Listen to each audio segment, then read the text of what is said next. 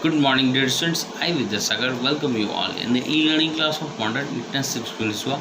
Today, I am going to start subject History of Standard 8, and this is first video lecture on the topic Civilizing the Native, Educating the Nation, Chapter 8. Dear students, in the earlier chapter, we have discussed that how British rule that have affected the Raja and Nawabs, peasants and tribals.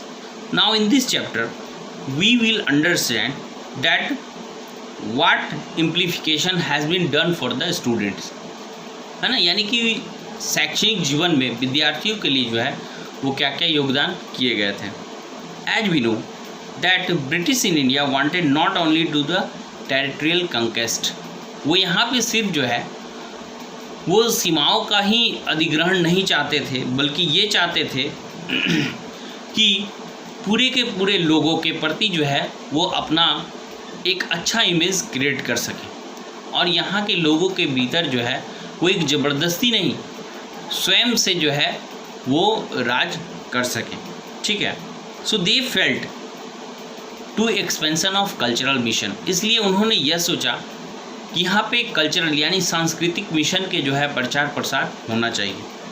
They motive watch to civilize the natives, change their custom and values, यानी अगर ये लोग अगर कुछ जो है वो civilised हो गए, सभ्य हो गए, तो वो जो है उनके कल्चर्स को अपनाएंगे.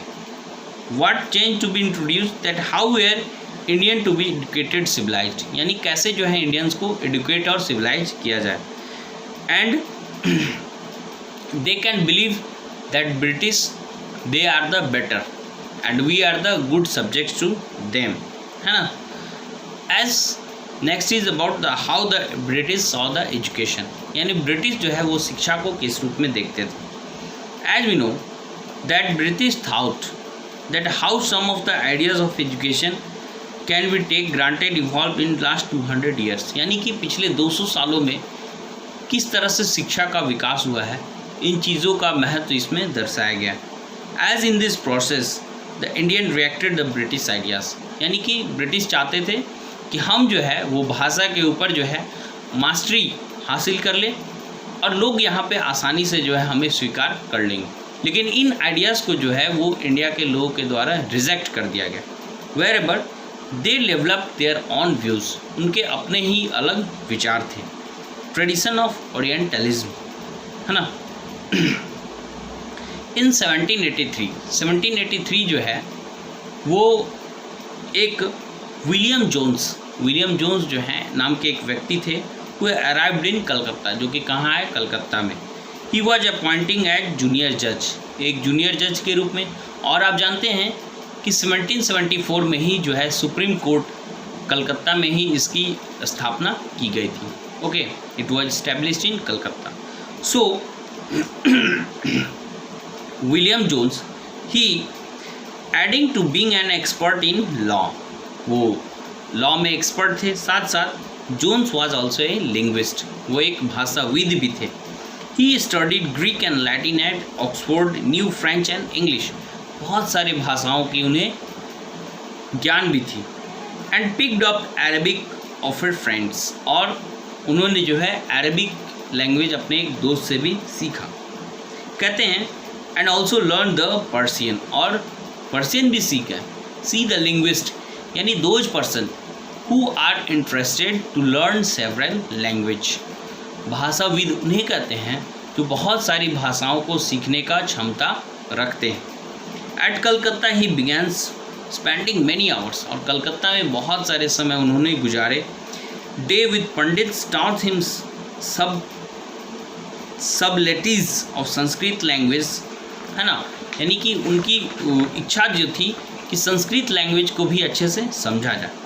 As well as soon started studying the Indian text, law, philosophy, religion, politics, morality, arithmetic, medicine and other sciences, और बहुत तरह की भाषाओं को जो है वो, क्योंकि वो एक लिंग्विस्ट है, उन्हें भाषा सीखना अच्छा लगता था, इसलिए बहुत सारी भाषाओं को मिलाकर वो इन चीज़ों को सीखने की कोशिश करने लगे. Jones discovered that his interest was shared by many British officials, और उन्हें लगा कि उनकी जो इच्छा है बहुत सारे ब्रिटिश ऑफिसर्स के द्वारा शेयर की जा रही है, उसे प्रचार प्रसार किया जा रहा है। As well as the English man like Henry Thomas Colebrooke and Nathaniel Halhed, ये दोनों जो है they were busy discovering a ancient Indian heritage, ये प्राचीन भारत की संस्कृति और विरासत को ढूंढने में लगे हुए थे।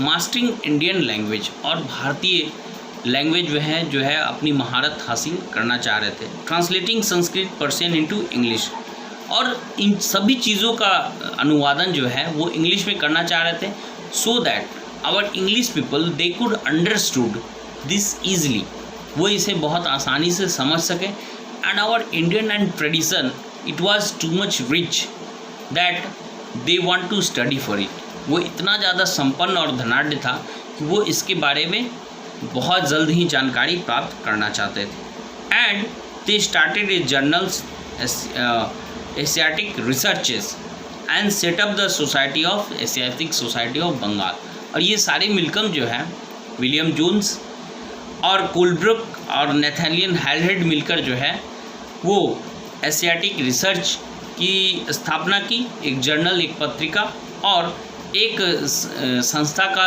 उन्होंने जो है स्थापना किया, जो कि जाना जाता था एशियाटिक सोसाइटी ऑफ बंगाल्स, जो कि 1784 के करीब किया गया था। तो यहाँ पे हम लोग देखते हैं Johns and Colebrook's, they represent a particular attitude towards India. They think that a deep respect for the Indian cultures, ancient cultures. वो प्राचीन सभ्यता को जो है एक बहुत ही सम्मान के भाव से देखते थे। Both India and West.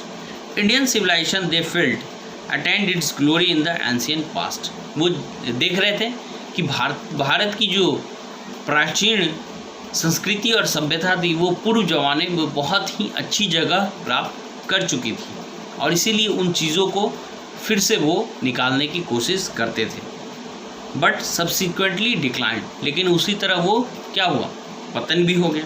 In order to understand, discover and secret the legal text produced in ancient period, the Hindu and Muslim only new study of this text form the basis of future development in India, और उसी के आधार पर जो है वो ऐसा चाह रहे थे that there should be a future development in India, यानी कि भविष्य में जो है भारत में भी विकास होना चाहिए।